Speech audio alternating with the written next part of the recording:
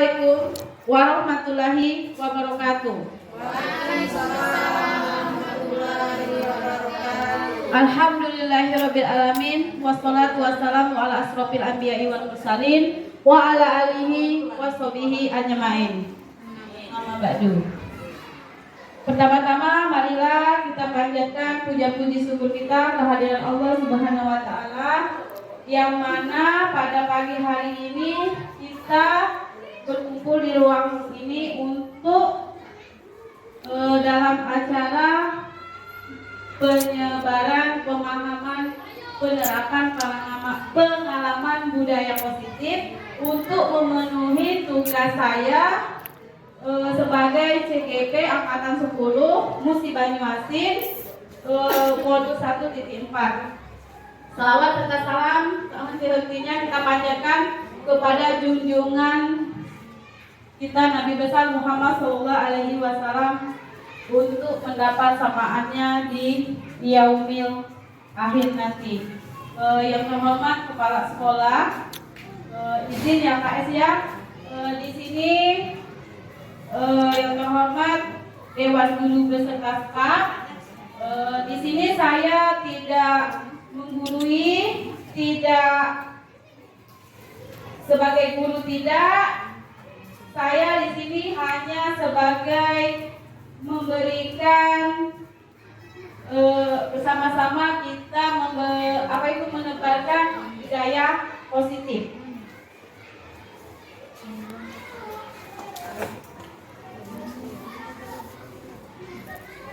Menyebarkan pemahaman dengan judul penerapan pengalaman budaya positif.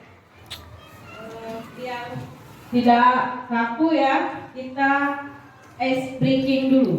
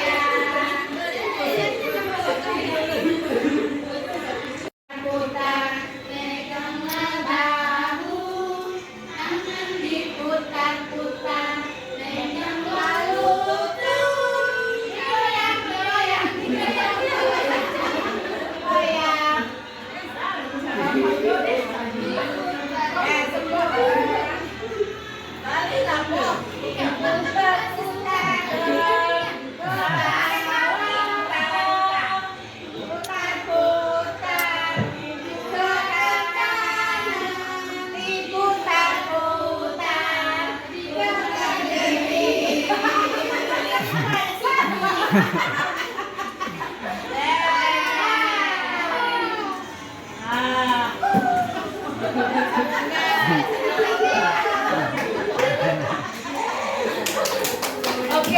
terima kasih ya.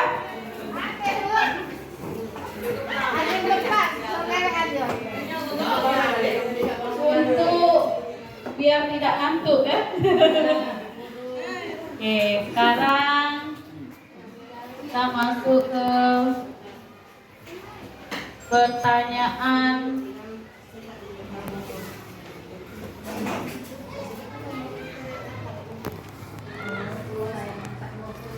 pada kesempatan ini. Topik diseminasi konsep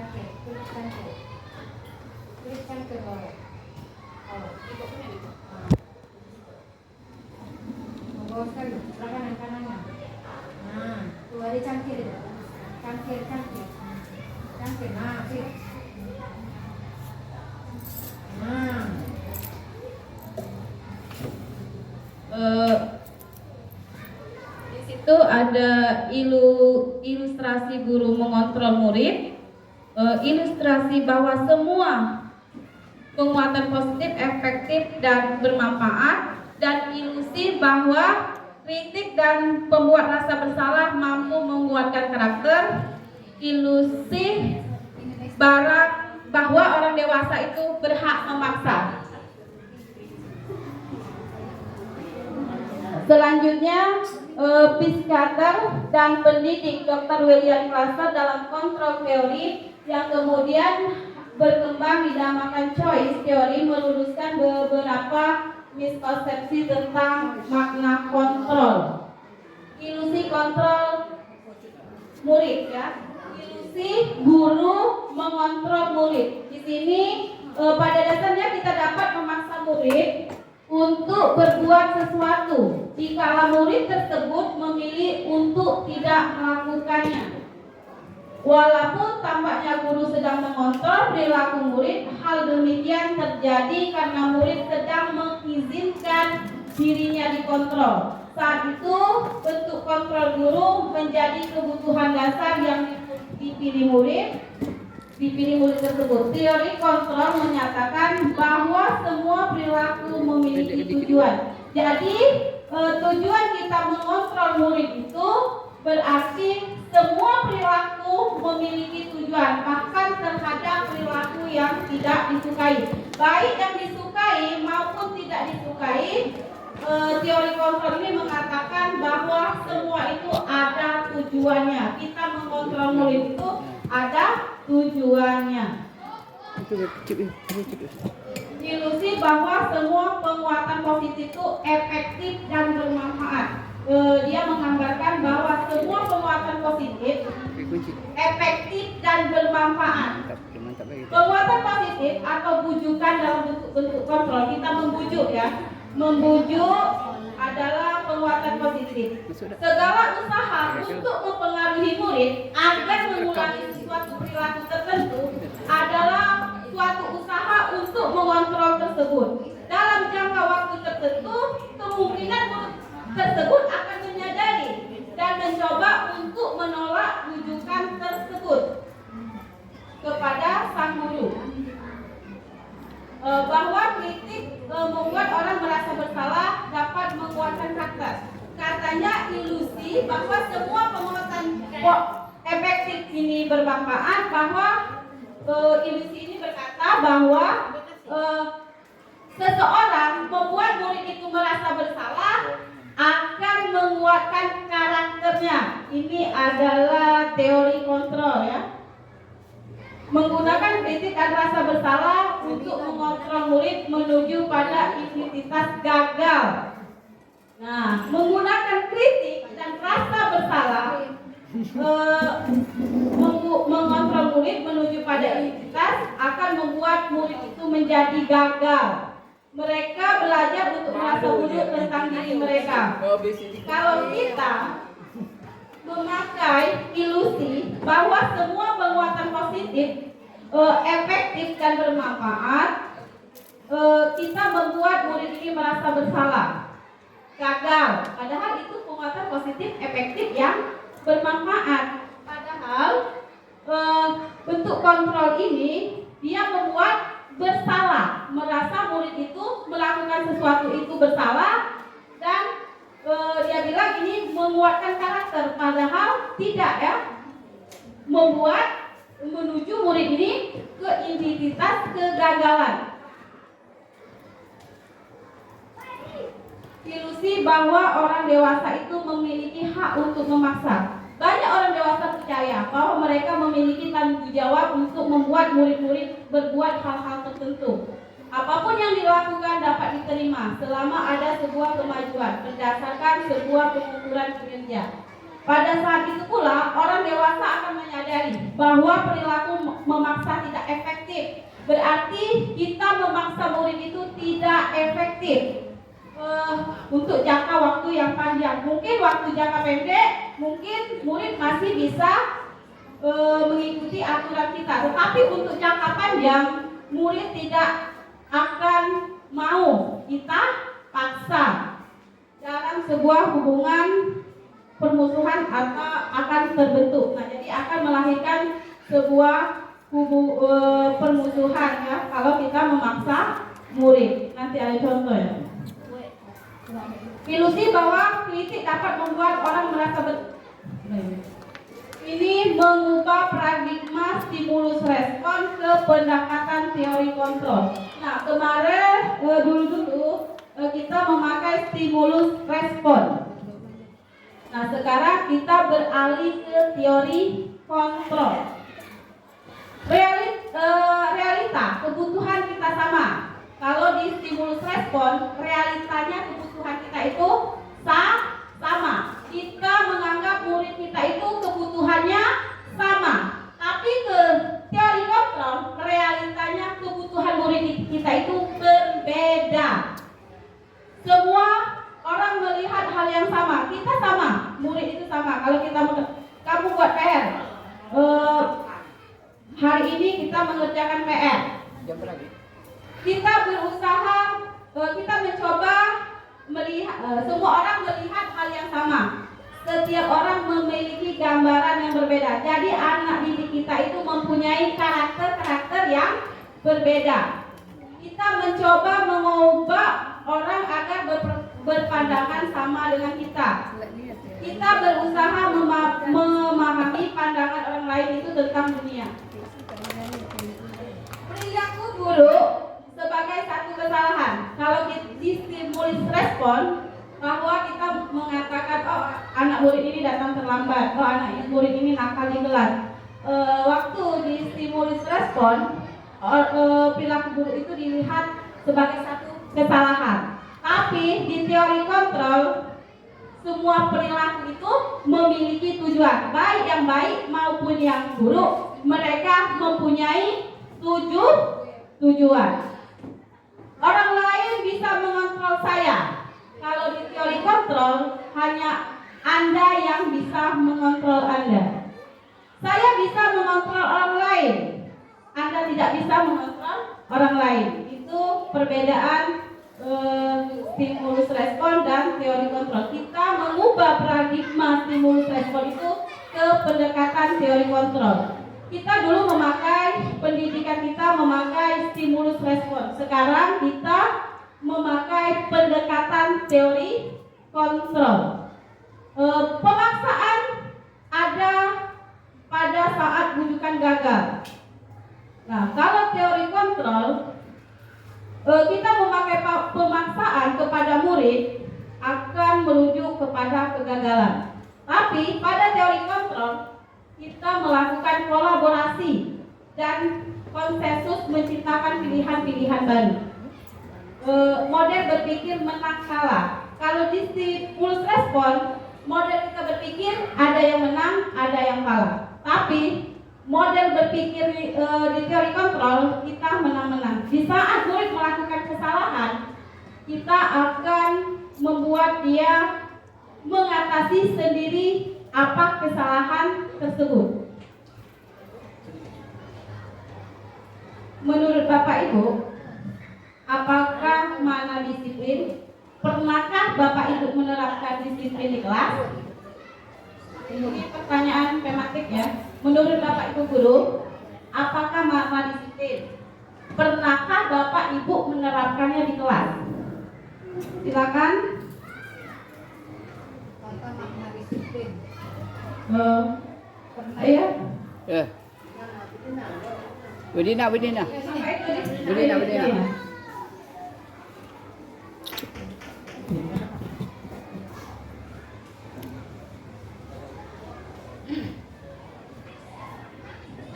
Menurut Bapak Ibu guru, apakah makna disiplin? Pernahkah Bapak Ibu menerapkannya di kelas?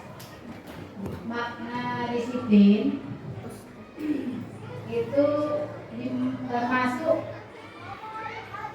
kewajiban juga boleh, karena yang namanya disiplin harus dituruti kan? Oke, ya. Terus kalau pernah sering kalau di kelas diterapkan disiplin, Iya. disiplin dari kehadiran, disiplin kalau ada guru tidak boleh ngomong, gitu kan? Intinya disiplin itu sebuah peraturan. Ya, Sebuah termasuk peraturan. peraturan yang terlalu sering, kalau sesering mungkin kalau dilakukan di dalam kelas. Ya.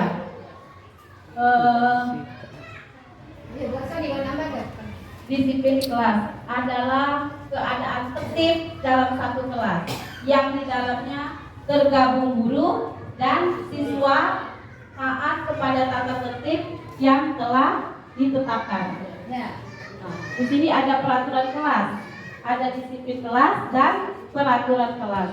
Kalau peraturan kelas adalah suasana tertib dan teratur, akan tetapi penuh dengan dinamika dalam melaksanakan program belajar. Apakah itu disiplin? Disiplin berasal dari kata disiplin. Disiplin mengacu pada disiplin diri yang memiliki tanggung jawab terhadap apa yang dilakukan berdasarkan nilai-nilai yang kita yakini. Nah, kalau disiplin itu memiliki tanggung jawab terhadap diri kita yang mempunyai nilai-nilai yang kita yakini, ya, yang nilai-nilai yang kita yakini. Nah, disiplin positif. Nah, di sini disiplin positif adalah suatu pendekatan untuk menerapkan disiplin dari dalam diri anak tanpa hukuman dan hadiah. Nah, kita menerapkan disiplin itu tanpa hukuman dan tanpa hadiah. Dalam diri anak, disiplin positif perlu diterapkan baik dalam lingkungan keluarga, lingkungan sekolah, dan menerapkan disiplin positif itu diharapkan tindak kekerasan itu dapat dihindari. Kita melakukan disiplin ini untuk menghindari tindak kekerasan. Sebagai pendidik, tujuan kita adalah menciptakan peserta didik yang memiliki disiplin diri, sehingga mereka berperilaku mengacu kepada nilai-nilai kebajikan universal dan memiliki motivasi intrinsik dalam perubahan ke arah yang lebih baik. Jadi sebagai pendidik kita memiliki tujuan, ya. Tujuan kita adalah supaya perilaku anak itu memiliki nilai-nilai kebajikan yang harus dia yakini, yang itu dari dalam dirinya. Kalau peraturan tata tertib itu ada di luar dirinya. Tapi kalau sebuah keyakinan kelas seperti itu ada pada dalam dirinya, nilai yang ada pada dirinya.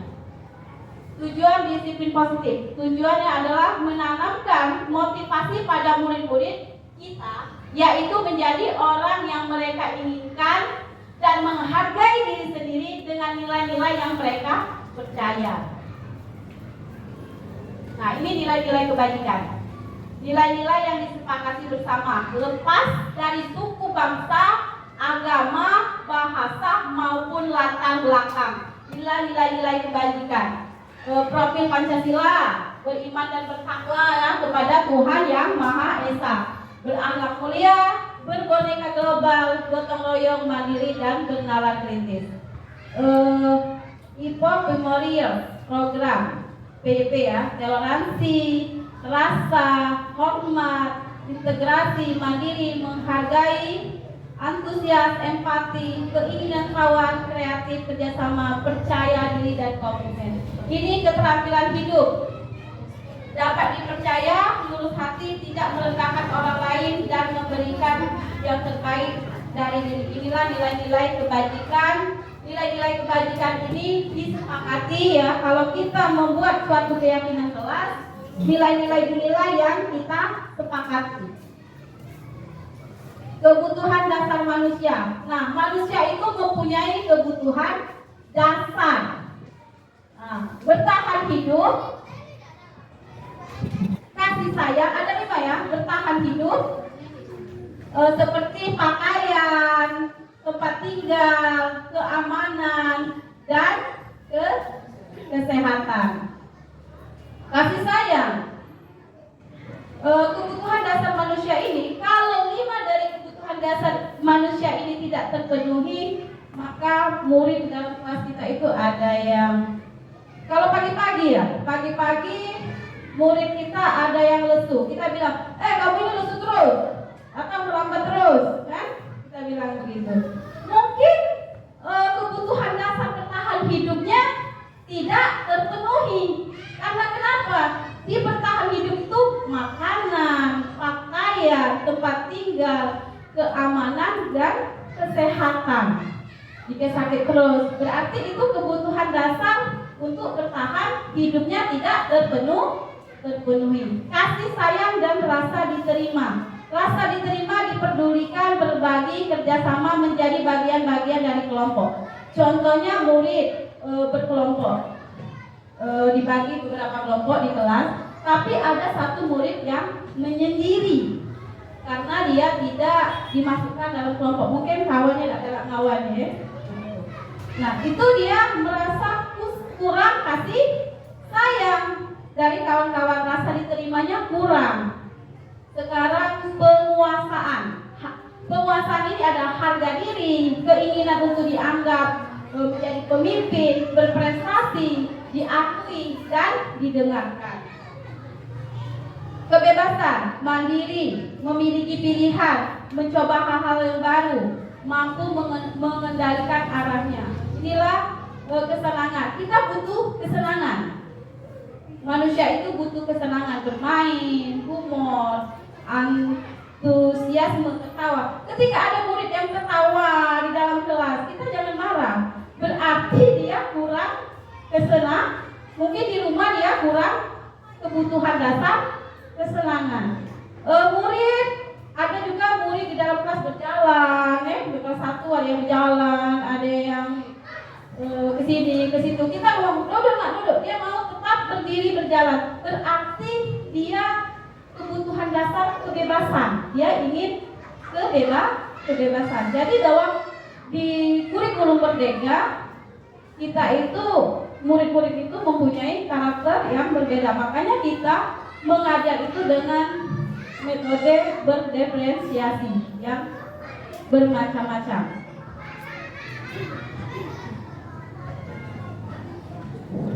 Nah, ini kebutuhan dasar manusia. Ketika seorang murid melakukan sesuatu perbuatan yang bertentangan dengan nilai-nilai kebajikan atau melanggar peraturan, hal itu sebenarnya karena mereka gagal memenuhi kebutuhan dasar mereka. Nah, jadi kita sebagai seorang guru, kita harus mengetahui dulu apa yang mereka alami ya. Jangan kita memvonis dia bersalah, memvonis dia nakal, memvonis segala macam. Kita tanya dulu, ketika murid itu melakukan sesuatu yang bertentangan, misalnya dia tidak bersepatu, tidak berpakaian rapi, mungkin dari 5 kebutuhan dasar manusia itu tidak terpenuhi.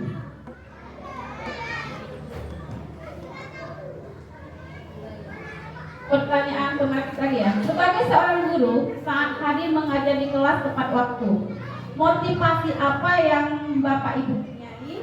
Kedua, apakah motivasi karena tidak ingin ditegur sama kepala sekolah?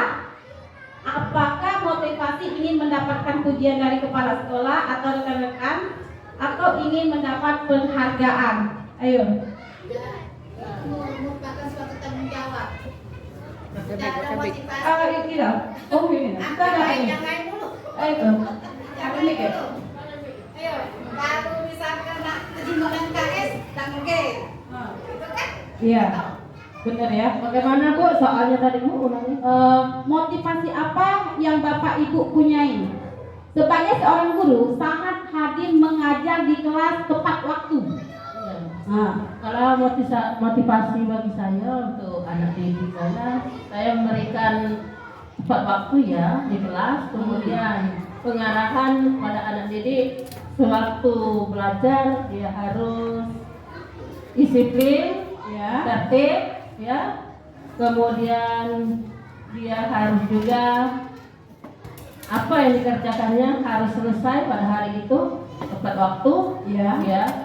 Itu saya bekerja itu karena saya merasa terbebani sebagai guru. Sebagai guru harus bertanggung jawab pada anak didik saya, supaya anak didik saya menjadi orang yang berguna bagi nusa dan bangsa. Ya, begitu. Jadi tidak ada mendapat pujian, Tidak mengharapkan pujian hanya kepada Allah yang Maha Kuasa. Amin. Tepuk tangan dulu untuk Ibu Antoni. Iya. Jadi jawabnya, meskipun tidak ada teguran atau hukuman dan tidak ada penghargaan, saya tetap akan datang tepat waktu untuk mengajar. Karena saya menyadari bahwa menghargai waktu dan melaksanakan tugas mengajar sesuai jadwal merupakan bentuk tanggung jawab. Benar kata Ibu Asoni, tanggung jawab dalam melaksanakan tugas dan kewajiban. Selain itu, saya juga menyadari bahwa guru harus mampu menjadi teladan bagi murid-muridnya. Jika guru disiplin memanfaatkan waktu, maka diharapkan dapat dicontoh oleh siswa untuk membiasakan dirinya menghargai waktu. Saya tetap akan datang tepat waktu meskipun tidak ada surat teguran ataupun penghargaan, karena saya yakin setiap pekerjaan yang sudah kita emban kepada kita akan kita pertanggungjawabkan di hadapan Tuhan. Jika pertanggungjawaban kepada atasan masih bisa kita rekayasa dan ditoleransi oleh atasan. Namun jika pertanggungjawaban kepada Tuhan tidak bisa kita rekayasa. Selain itu, saya menyadari sebagai guru saya harus menjadi panutan di setiap langkah saya. Jadi besok beban kita Jadi kita sebagai guru ini harus menjadi panutan di setiap langkah kita, gerak-gerik kita itu harus menjadi contoh. Motivasi perilaku manusia. Nah, ini adalah motivasi perilaku manusia. Tadi motivasi ya. Nah, jadi dalam kamus besar bahasa Indonesia, arti motivasi itu adalah dorongan yang muncul dalam diri seseorang untuk melakukan atau berpikir dengan tujuan tertentu, baik sadar ataupun tidak sadar. Biasanya motivasi seseorang bisa didapat dari kebutuhannya. Nah, tadi sudah ya kebutuhan. Jadi motivasi perilaku manusia ini didapat dari 5 dari kebutuhan dasarnya tadi. Motivasi ekstrinsik berarti motivasi dari luar untuk menghindari ketidaknyamanan atau hukuman. Motivasi intrinsik dari dalam untuk menjadi orang yang mereka inginkan dan menghargai diri sendiri dengan nilai-nilai yang mereka percaya, untuk mendapatkan imbalan dan penghargaan dari orang lain. Nah, di sini ada hukuman, konsekuensi, restitusi. Nah, hukuman itu tidak terencana, tiba-tiba. Kalau konsekuensi terencana, disepakati sesuai peraturan. Murid tidak tahu apa yang akan terjadi atau tidak terlibat ya. Kalau hukuman itu, murid tetap dibuat tidak nyaman. Kalau konsekuensi masih tidak nyaman. Sesuatu yang menyakitkan. Kalau hukuman itu sesuatu yang menyakitkan. Sistem tidak akan berjalan jika murid tidak takut. Nah, kalau hukuman, peraturan, masih murid tidak takut ya. Ya, tidak takut ya. tidak akan pernah berjalan peraturan itu kalau murid itu tidak patuh. Tapi konsekuensi sikap guru selalu memonitor murid. Murid bisa hari ini dia bisa patuh, tapi besok-besok dia tidak patuh. Karena yang dia patuhi mungkin Ibu Ansori saja, guru-guru lain dia tidak patuhi. Nah sekarang kita restitusi. Nah di restitusi ini proses menciptakan kondisi bagi murid untuk memperbaiki kesalahan. Jika ada murid yang salah, kita memakai segitiga restitusi ini untuk menciptakan proses kondisi murid itu untuk memperbaiki kesalahannya sendiri. Dan juga proses kolaborasi antara murid dengan guru untuk mencari solusinya sendiri. Murid itulah sendiri yang akan mencari solusinya. Nah, ini posisi kontrol. Tadi teori kontrol ya. Sekarang posisi kontrol. Penghukum. Kita sebagai guru bisa jadi seorang penghukum, bisa menjadi pembuat orang merasa bersalah, teman, monitor, dan manajer.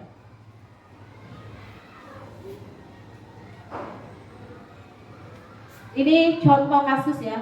Kasus siswa datang terlambat.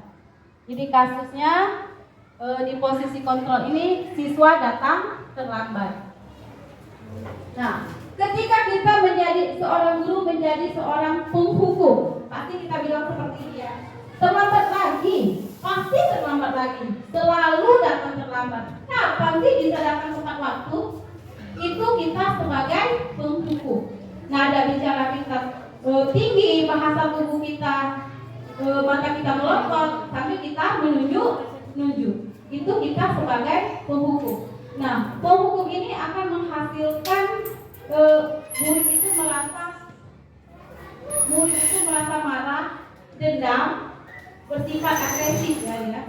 Bisa jadi sesudah kembali duduk murid tersebut coret-coret karena sudah marah tadi dicoret-coret bukunya. Lebih buruk lagi sepulang sekolah motor kita ya digores-goresnya. Nah itu sakit hati. Jadi kita sebagai penghukum kita membuat merasa bersalah. Adi, kamu ini bagaimana ya? Kamu sudah berjanji dengan ibu tidak akan terlambat lagi. Kamu kenapa ya? Senang sekali mengecewakan ibu. Ibu benar-benar kecewa sekali. Kita merasa tidak mengelas dengan murid, bangsa kita lesu dengan murid. Ini membuat murid akan merasa bersalah. Telah mengecewakan ibu bapak gurunya. Murid akan merasa menjadi orang yang gagal, tidak bisa membahagiakan orang tua. Kadang-kala sikap seperti ini lebih berbahaya daripada penghukum. Nah ini bisa berbahaya dari penghukum karena emosi akan tertanam rapat di dalam murid. Murid menahan perasaan tidak seperti murid dalam dengan guru penghukum, di mana murid bisa menumpahkan amalannya walaupun dengan cara negatif. Nah murid ini akan menimpakan kesalahannya, kemarahannya dengan cara negatif. Murid tertekan seperti inilah yang tiba-tiba bisa memutus amalannya dan bisa menyakiti diri sendiri atau orang lain.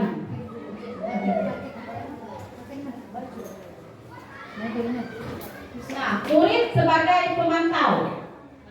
Nada suara datar, bahasa tubuh kita formal. Guru, Adi, tahukah kamu jam berapa kita memulai?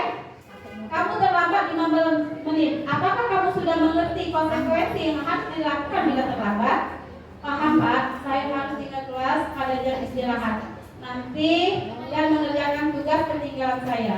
Ya benar, nanti pada saat jam istirahat kamu harus tinggal di kelas untuk menyelesaikan tugas yang tertinggal tadi. Saya tunggu. Nah, ketika kita memakai sebagai pemantau, ketika guru sebagai pemantau, murid memahami konsekuensi yang harus dijalankan karena telah melanggar salah satu peraturan sekolah. Guru tidak menunjukkan suatu emosi, ya, tidak seperti penghukum tadi berlebihan, membuat murid merasa bersalah, tidak juga. Sebagai murid tetap juga tidak nyaman, tapi masih murid tidak nyaman.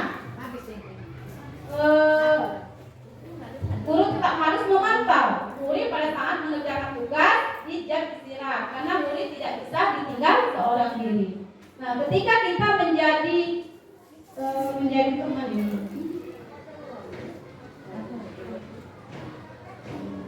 Ini kita sebagai manajer. Nah, kita sebagai manajer. Adi, apakah kamu mengetahui jam berapa sekolah dimulai? Tahu Bu, jam 7. Ya, jadi kamu terlambat. Kira-kira bagaimana kamu akan memperbaiki masalah ini? Kita sebagai manajer. Saya bisa menanyakan teman saya Bu untuk mengejar tugas yang tertinggal. Si Adi ingin memperbaiki kesalahannya dengan menanyakan atau mengerjakan tugas yang tertinggal.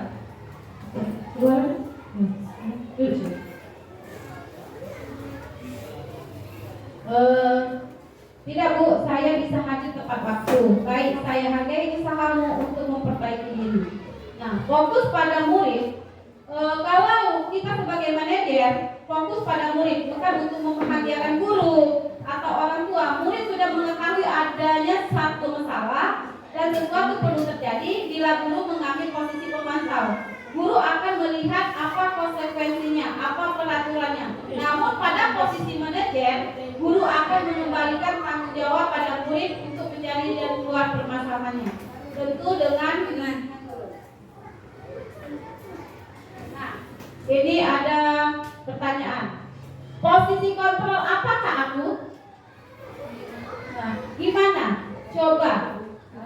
Kalau orang tua kamu tahu kamu berbuat begini, ini kita sebagai guru ngomongnya seperti ini. Apa teman? Apa pemantau? Apa manajer? Apa guru? Kalau orang tua kamu tahu kamu berbuat begini, Gimana? Coba. Kalau orang tua kamu tahu kamu berbuat begini, bagaimana? Apa?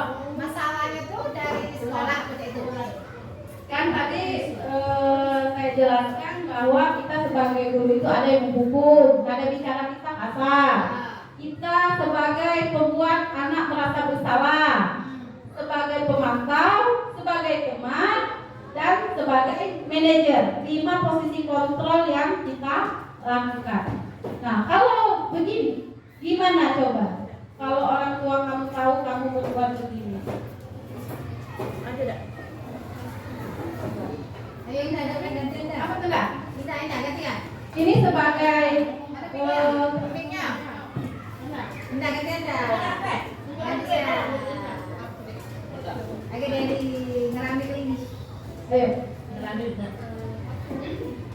posisi kontrol gimana nih? Baik, jadi ini sesuai dengan yang sudah Ibu jelaskan terkait dengan 5 posisi kontrol guru ya. Jadi kalau misalnya dengan pertanyaan tadi artinya kita, kalau menurut saya menjadi pembuat merasa bersalah. Kenapa? Karena seolah-olah anak itu ingin dilaporkan ke orang tuanya dengan pertanyaan, bagaimana kalau misalnya orang tua kamu tahu kalau kamu begini? Ya. Kalau menurut saya seperti itu. Ya, benar ya, benar. Kita lihat jawabannya, benar atau salah. Membuat merasa bersalah, benar. Tepuk tangan untuk Ibu Indah. Oke. Patuhi aturan saya atau Patuhi aturan saya atau awas. Hah? Ayo. Jawab nih. Aku udah minum.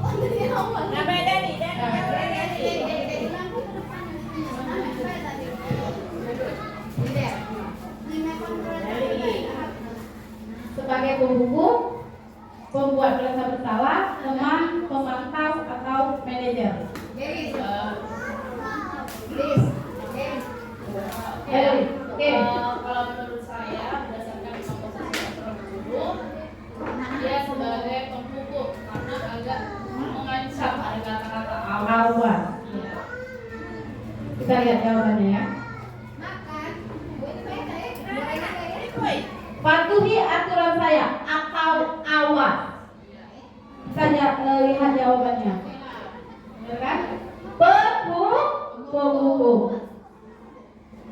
Posisi kontrol apakah aku? Ya sudah, kali ini tidak apa-apa, nanti bantu bereskan.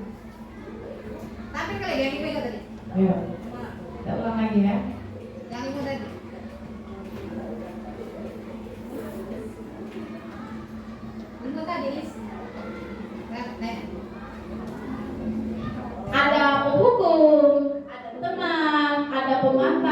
ada manajer, ada pembuat merasa bersalah. Hah? Nah, kita lihat jawabannya ya. Kita lihat Manajer enggak? Lagi. Manajer enggak? ya sudah, ini tidak apa-apa. Nanti ibu bantu bereskan. Manajer enggak? Aman ya? Kita lihat jawabannya. Jadi apa ya, Wan? Kelompok A. Satu lagi. Jika kamu meyakininya, apakah kamu bersedia memperbaikinya? Manajer. Kita lihat jawabannya. Betul. Berarti masuk ya? Kamu tidak pernah mendapatkan nilai jika tidak mengerjakan tugas. Hukuman. Nggak boleh. Oh iya. Kita lihat lagi. Mana? Kita ulang lagi. Jawabannya, Ris. Ya, nanti. Ada apa-apa tuh? Cek bebal. Cek bebal. Coba kita lihat jawabannya.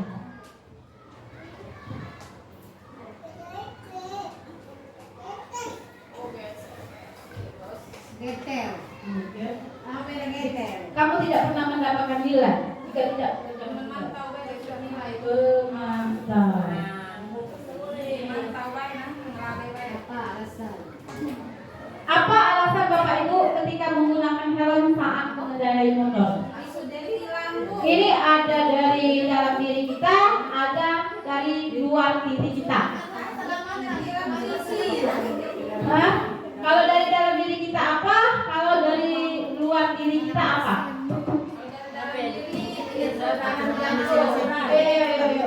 Baiklah Ibu, saya jelaskan sedikit alasan pribadi saya menggunakan helm untuk diri saya sendiri. Ketika kita mengendarai sepeda, ada kejadian atau kecelakaan, itu bisa menghindari kepala terjatuh. Kemudian untuk di luar diri itu takut pada polisi Bu. Takutnya apa? Karena ada aturan dari polisi kalau tidak menggunakan helm maka akan ditilang. Karena ada aturan dari pihak kepolisian. Itu saja Bu. Apa alasan Bapak Ibu ketika menggunakan helm saat mengendarai motor? Berarti kita meyakini untuk keselamatan kita. Itu yang ada pada diri kita. Kita tidak boleh berisi, tidak boleh sampai. Yang penting kita yakin bahwa diri kita ini akan selamat. Jadi kita tidak boleh. Nah, itu yang penting kita bermotor itu untuk keselamatan kita, bukan karena aturannya juga, tapi yang penting kita selamat. Mengapa tidak? Sekarang kita lanjut ke keyakinan kelas. Mengapa tidak keyakinan kelas? Mengapa bukan peraturan kelas? Mengapa tidak? Mengapa keyakinan kelas? Mengapa bukan keyakinan kelas? Aku keyakinan kan belum ya. Nah, peraturan yang kedua. Ada dua. Uang banyak peraturan. Nah, aku asal dari dulu. Iya. Dapat training. Benar ini ya. Keyakinan diri Nilai-nilai kebajikan bahwa menekankan pada keyakinan seseorang akan lebih memotivasi seorang dari dalam. Nah, kalau kita yakin keyakinan itu berarti kita memakai nilai-nilai kebajikan. Jadi keyakinan seseorang itu akan lebih termotivasi ya, lebih termotivasi daripada peraturan. Seorang akan lebih tergerak, bersemangat untuk menjalankan keyakinannya daripada hanya sekedar mengikuti serangkaian peraturan yang tertulis tanpa makna. Murid-murid pun demikian, mereka perlu mendengarkan dan memahami arti sesungguhnya tentang peraturan. Peraturan diberikan apa nilai-nilai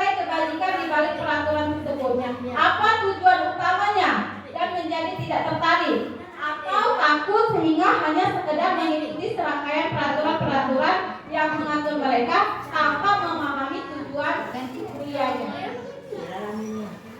Peraturan dan keyakinan kelas. Bedanya ya, selalu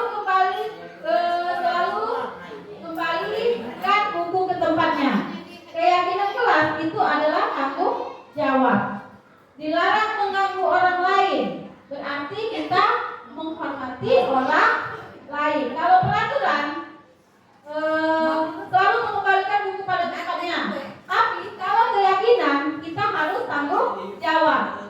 Dilarang mengganggu orang lain, berarti menghormati orang lain. Hadir di sekolah 15 menit sebelum pembelajaran dimulai, berarti itu menghormati orang lain dan komitmen kita. Dilarang melakukan kekerasan, berarti keselamatan, menghormati orang lain. Dilarang menggunakan narkoba, itu kalau peraturan. Tapi kalau keyakinan kelas kita buat itu kesehatan. Bergantian atau menunggu giliran. Antri ya, berarti kita menghormati orang lain dan kita nilai-nilai kita itu harus bersabar. Gunakan masker, berarti itu untuk kesehatan kita dan keselamatan kita. Jangan berlari di kelas atau koridor, berarti itu keselamatan dan keamanan. Keyakinan kelas. Nah, ini saya sudah buat ya, keyakinan kelas. Keyakinan kelas adalah yaitu nilai-nilai yang kebajikan universal yang disepakati secara tersirat atau tersurat lepas dari latar belakang suku negara. Suatu keyakinan akan melebihi motivasi seseorang dari dalam atau motivasi secara intrinsik. Untuk terbentuknya suatu budaya positif, pertama perlu diciptakan dan disepakati keyakinan atau prinsip kelas di antara para warga kelas, bahasa maupun agama. Pembentukan keyakinan kelas ini, keyakinan itu bersifat abstrak. Keyakinan kelas itu dibuat dalam bentuk positif, hendaknya tidak terlalu banyak, dapat mudah diterapkan, semua warga kelas berkontribusi, keyakinan kelas itu ditinjau kembali. Nah, di sini kan seperti Ibu Leti, Ibu Jun, dia sudah membuat, Ibu Indra, dia sudah membuat keyakinan kelas. Nah, keyakinan kelas ini ditinjau kembali, apakah murid-murid itu masih meyakini keyakinan kelas yang dibuat. Ini harus ditinjau kembali. Pernahkah Bapak Ibu guru memberikan penghargaan pada murid karena telah melakukan sesuatu? Pernah? Pernah ya? Kita dihukum atau penghargaan? Dihukum penghargaan. Dihukum penghargaan. Ingat kata-katanya, dihukum penghargaan. Mengemukakan baik penghargaan maupun hukuman adalah cara mengontrol perilaku seseorang yang menghasilkan potensi untuk pembelajaran yang sesungguhnya. Jadi kita tidak boleh menggunakan hukuman dan juga tidak boleh menggunakan penghargaan atau reward. Jadi dengan siswa itu kita tidak boleh menjanji-janjikan, ya, tidak boleh menjanji-janjikan. Karena pengaruhnya jangka panjang, penghargaan itu tidak efektif, penghargaan itu merusak hubungan, penghargaan itu menurunkan kualitas, dan penghargaan itu mematikan kreativitas siswa. Pengaruh jangka pendek atau jangka panjang, penghargaan dan hukuman, ya. Mereka mendapat penghargaan seperti ranking, maka anak yang tidak mendapat ranking itu akan minder. Maka di kurikulum Merdeka itu tidak ada yang namanya ranking. Penghargaan itu tidak efektif. Jika penghargaan diberikan secara terus-menerus akan mengakibatkan ketergantungan pada anak. Nah, jadi anak itu akan tergantung terus dengan penghargaan. Jadi kalau dia nak buat, saat ada penghargaan dia galak. Kalau ada penghargaan dia tidak mau. Sehingga tidak akan melakukan jika tidak ada penghargaan. Sehingga tidak akan melakukan jika tidak ada. Penghargaan itu merusak hubungan. Bagaimana merusak hubungan? Kalau orang diberi penghargaan, maka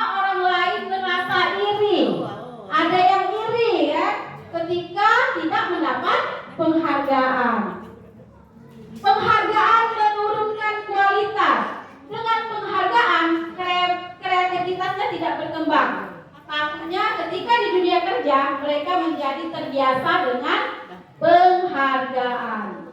Penghargaan mematikan kreativitas. Pekerjaan jadi kurang kreatif ketika dinilai dengan penghargaan. Sekarang pengertian restitusi. Nah, restitusi ini adalah proses menciptakan kondisi bagi murid untuk memperbaiki kesalahan mereka sehingga mereka bisa kembali pada kelompok mereka dengan karakter yang lebih baik. Jadi tujuan dari saya menyebarkan budaya positif ini adalah keyakinan kelas dengan segitiga restitusi. Restitusi juga merupakan proses kolaboratif yang mengajarkan murid untuk mencari solusi untuk masalah mereka sendiri ya, untuk membantu murid berpikir tentang seperti apa yang mereka inginkan dan bagaimana mereka harus memperlakukan orang lain. Segitiga restitusi, suatu proses dialog dijalankan oleh guru agar menghasilkan murid yang mandiri dan bertanggung jawab. Nah, di segitiga restitusi ini ada menstabilitaskan identitas, validasi kebutuhan, dan menanyakan keyakinan. Sekarang menstabilitaskan identitas. Berdasarkan prinsip berbuat kesalahan adalah bagian dari proses pembelajaran. Jadi ketika anak melakukan suatu kesalahan, misalnya dia ribut di kelas. Jadi kita panggil anak itu, nak, ibu dengar kamu tadi ribut di kelas. Jadi mengganggu proses pembelajaran. Ya. Anak tahu, kamu tahu bahwa itu perbuatan yang salah atau benar. Dia jawab perbuatan yang tidak benar. Nah, di sini ibu tidak mencari kesalahan kamu, tapi ibu ingin kamu bisa memperbaiki diri kamu sendiri. Jadi si anak bisa menjawab dengan dia sendiri. Bagaimana cara dia menyelesaikan masalah dia sendiri. Validasi tindakan yang salah. Berdasarkan prinsip setiap perilaku berupaya memenuhi suatu kebutuhan tertentu. Padahal kamu bisa melakukan yang lebih buruk lagi. Kamu pasti punya alasan. Semua murid yang melakukan kesalahan itu pasti punya alasan mengapa melakukan hal tersebut. Jadi kita bicara sama murid itu, ibu juga pernah melakukan hal seperti itu. Jadi kamu pasti punya alasan mengapa kamu datang terlambat. Pasti dijawab, karena aku tertidur larut malam, Bu. Nah, kenapa kamu tertidur larut malam? Aku bermain game, Bu. Nah, seperti itu. Jadi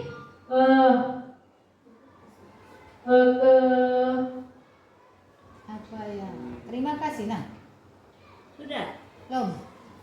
Jadi ketika itu dia menanyakan suatu keyakinan kelas, jadi kamu yakin, kamu ingat keyakinan kelas yang kita buat, ingat. Nah, keyakinan apa yang kamu langgar? Saya melanggar tidak memperhatikan guru saat proses pembelajaran. Nah, jadi apa yang kamu ingin lakukan? Bu, saya akan berusaha tidur cepat. Saya tidak mau main game lagi. Nah, kapan kamu akan melakukan itu? Mulai hari ini, Bu. Mulai malam nanti. Seperti itu. Oke ya? Janji. Berjanji ya, berjanji karena dia yakin, keyakinan ke kelasnya.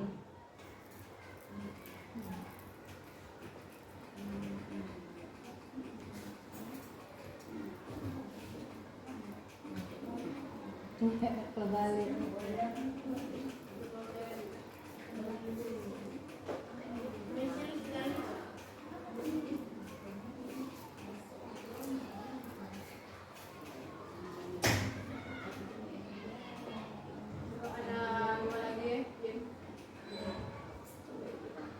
Ice breathing lagi?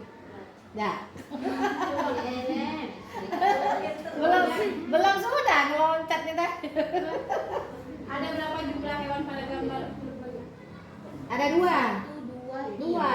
Oh banyak itu. Ada berapa jumlah hewan pada gambar dan hewan apa saja? Burung, kuda, gajah. Kucing, anjing, kuda, kuda laut, Ya, kuda laut di belakang botol itu. Anjing. Ini yang bawa tikus, anjing. Yang bawa anjing apa itu? Yang putih itu kuda. Itu Cak Iyo tuh ini yang depan. Hah? Lumba-lumba. Ada berapa jadi? Gajah, kuda, kuda nil telalang. Ikan 8. 8 ada ikannya itu. Mana itu? Bawa di bawah, di bawah. itu yang di Ikan kecil antara lumba-lumba itu. Kuda laut. Lumba-lumba ikan itu kan ikan tulen. Yang di pojok tekos tapi ya. Kucing. Oh, kucing. Anjing. Tes kejelian ya. Kuda laut. Itu nggak berapa lah? 8. 8. Yang putih itu Bella. Itu yang putih. Ini pincu ini nih kayaknya. Mana? Itu Bukan. bukan. Bukan. Kuda, botol kuda paling. Kita dari bawah, Ben. Kita dari bawah. tikus, Tikus, kucing, anjing, kuda. Kuda nil. Kuda nil. Kuda nil itu kuda laut. Kuda laut. Gajah. Gajah. Lumba-lumba. Ikan. Berapa? 8. Coba. Gajah lumba-lumba kuda ikan. Nah, benar ini Lore, tepuk tangan. Sekian, terima kasih ya. Tutupan. Terima kasih telah melihat paparan saya tentang budaya positif. Saya ucapkan alhamdulillah ya. Wassalamualaikum warahmatullahi wabarakatuh. Waalaikumsalam warahmatullahi wabarakatuh. Terima kasih KS ya. Apa yang ada ini KS? Ya, cukup. Jadi aku cuma untuk minjem dulu nyampai ke Kak dulu. Cuek. Pasang ke Andre di situ Andre enggak aku nak Info. itu kayak foto ya. Ini. Action. Ya, jadi itulah Bapak Ibu penampilan dari Bu Lilis. Jadi paparan mengenai budaya positif. Syukur alhamdulillah mungkin guru-guru tercerahkan dengan paparan yang diberikan oleh Bu Lilis. Sebenarnya budaya positif itu sudah kita lakukan di kelas maupun di luar kelas. Jadi Bapak Ibu untuk selanjutnya mungkin ada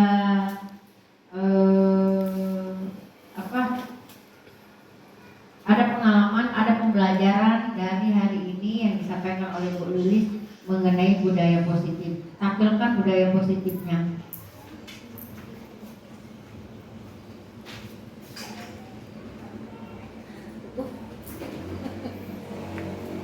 Klik samping dulu keluar. Nah, baru. Lanjut, dibesarkan jaket. Jadinya besarkan. Jangan klik itu, klik di sampingnya. Bawa kanan. Ada cangkir. BPT-nya. Terus ada itu kanan lagi. Kanan lagi.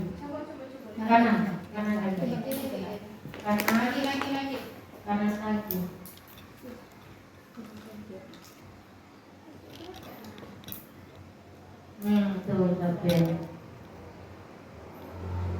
Nah, tuh ya. Nah, jadi ini lanjut dengan yang budaya positif tadi. Yang awal.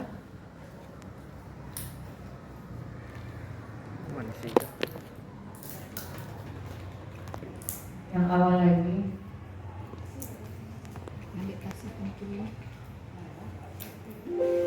Nah, halaman 1. Jadi tugas Ibu Lilis ini adalah menyebarkan pemahaman. Tugas Bu Lilis ini di sekolah ini adalah menyebarkan pemahaman dan penerapan pengalaman budaya positif. Jadi memberitahukan, menyebarkan. Jadi menyebarkan itu mengajak rekan-rekan guru. Jadi menerapkannya untuk melakukan budaya positif. Nah, jadi Bu Lilis ini sudah menerapkan budaya positif. Maksudnya supaya rekan-rekan Bu Lilis yang lain juga ikut menerapkan budaya positif ini. Itu setelah Bu Lilis mengajak bahwa budaya positif itu perlu seperti ini bentuknya, maka diharapkan nanti harapan Bu Lilis itu guru-guru yang lain ikut juga seperti ini. Tapi sebelumnya Bu Lilis memaparkan bahwa budaya positif itu apa saja, apa dan bagaimana. Ya begitu Bu Lilis. Jadi maksudnya di ujung setelah memberikan paparan mengenai ini, ujung-ujungnya Bu Lilis itu berharap rekan guru ikut juga seperti ini. Itu dalam tanda kutip yang sangat diharapkan. Kalau Bu Lilis yang seperti ini hanya menyampaikan, tidak ada maksud. Nah, Bu Lilis ini punya tujuan menyampaikan ini budaya positif. Lakukanlah bila Bapak Ibu belum melakukan budaya positif. Caranya bagaimana? Ibu Lilis sudah menyampaikan. Ada beberapa cara untuk melakukan dan menerapkan budaya positif itu sendiri. Nah, setelah itu apa kata Bu Lilis tadi? Kita refleksi. Apa itu refleksi? Kita lakukan dulu apa yang menurut bagi kita baik. Setelah itu kita berpikir yang kita lakukan apakah berhasil, apakah baik, apakah belum. Kita sendiri yang berpikir. Terus kalau sudah refleksi, kita mikir, berarti saya sudah bisa melakukan itu. Oh, rasanya setelah saya melakukan ada yang kurang. Yang mikirnya kamu sendiri, itu refleksi. Yang saya lakukan terdahulu untuk proses ini rasanya kurang menarik. Terus kalian juga yang berpikir, bagaimana sih untuk selanjutnya supaya proses pembelajaran yang saya berikan ini menarik. Bagaimana caranya? Coba lihat apa yang sudah dilakukan. Kalau saya berteriak-teriak sampai 3 kali, kelihatannya tidak diperhatikan. Caranya bagaimana? Coba dengan yang lain. Kalau dengan teriak-teriak tidak berhasil, kita coba dengan yang manis-manis. Nah, mungkin seperti itu. Sudah itu dilakukan. Itu